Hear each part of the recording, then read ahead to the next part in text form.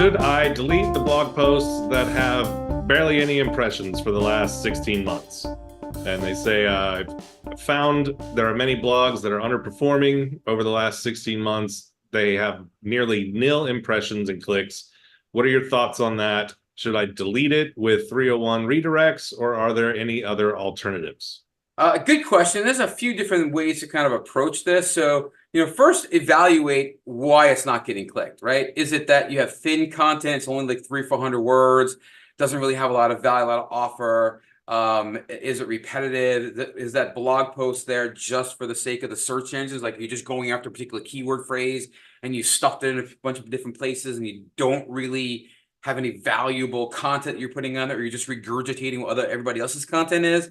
Well, then, yeah, that's probably why Google's not showing it. You're not getting any links to it or whatever. It doesn't have a lot of value. So in that situation, you have two options. One, what you said, delete it, right? And redirect the URL to maybe your blog category or maybe your main blog content, or just let it die. Let's just have you, oh, the page doesn't exist. Go check out some other pages.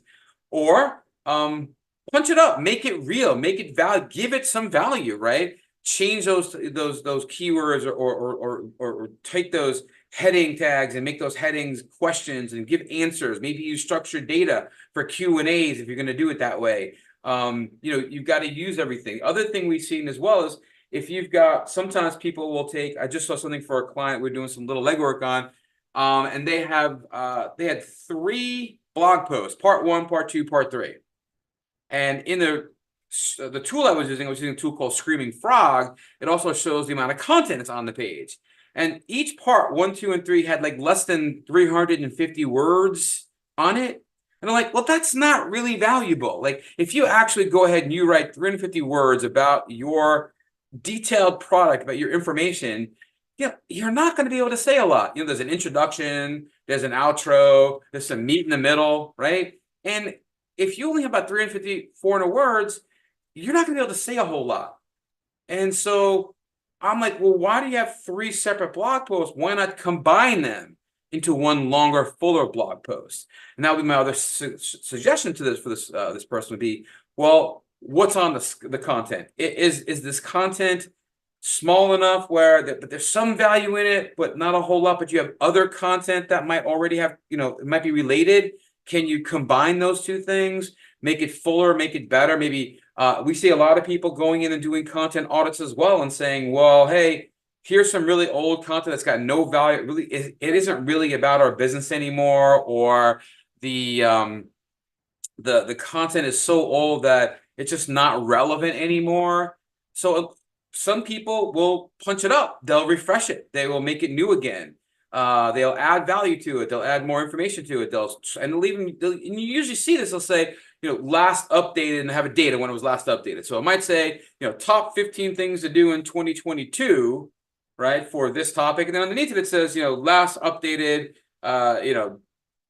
February 2024, right? So, but they're punching things up. And that would be your other alternative, right? To punch it up, make it better, or maybe bring it together with some other content that you have that's also underperforming and make it a bigger, fuller, more informative piece of content. But don't get hung up on your content. Like if it's got little value, it doesn't have any kind of real ranking, it's just being there for the search engines, it's not getting any traffic or foot traffic, get rid of it, And then the other thing you could do too is, if it's really good stuff, like if you got a piece of content, you're like, this is really good shit, why isn't anybody going to this thing? Well, what can you do? Can you go ahead and spread it out? A lot of times what we're seeing people do on good quality content that's sort of evergreen is they just change the publish date. They edit it a little bit and they update the publish date so it's new again, in essence, right? It's got a new date, new updated date. And then you publish it. You put it back out to your social channels. You put it on your LinkedIn's. You put it everywhere else you may want. And the other thing you can do is you can link to it internally. Right? So you can have links going to it from other pages of your website. And by linking internally to that blog page, good idea. And another thought I have, I don't know if it's third or fourth at this point, is if you have another page on your website that's sort of targeting the same keyword, but maybe is more relevant and has more content, you might be having a cannibalization issue where you've got 2 or more pages that are kind of focused on the same thing. In that situation, Google's generally only going to show one of those pages. So if you have like a service page on car washing, right? And all the things about car washing, what equipment to use and what soaps to use, and why you should or shouldn't go to an actual car wash, brushless car wash, or why you should do it yourself, or like whatever. And you've written everything about this, and then you write a blog post about car washes. That's kind of just a little small, like a niche kind of area, but you're targeting the same keyword.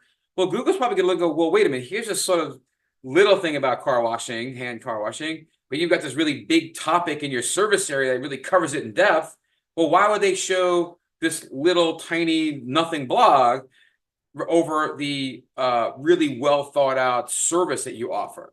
They wouldn't.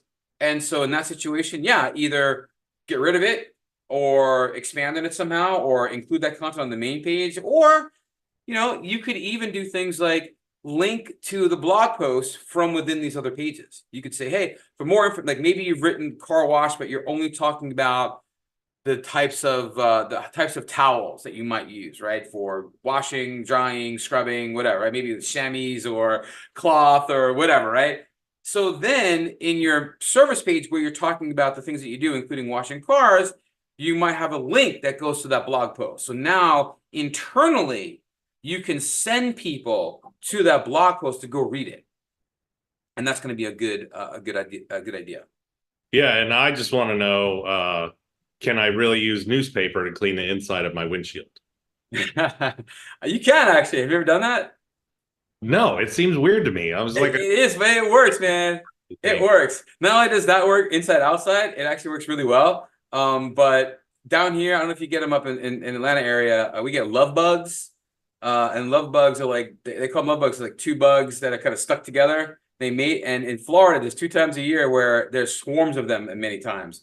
And they, obviously we all get bugs in our car, right? But these things, they're bodily fluids, whatever, they'll literally like eat through your paint, and they stick on your car, and you can't get it off. And what I discovered is someone told me about it, and I was like, this works. If you take a dryer sheet, you wet a dryer sheet, it actually gets the damn things off. I was like shocked. So, but it works. And sometimes you hear these crazy things, you're like, no way, no way, no way. And sure enough, this works.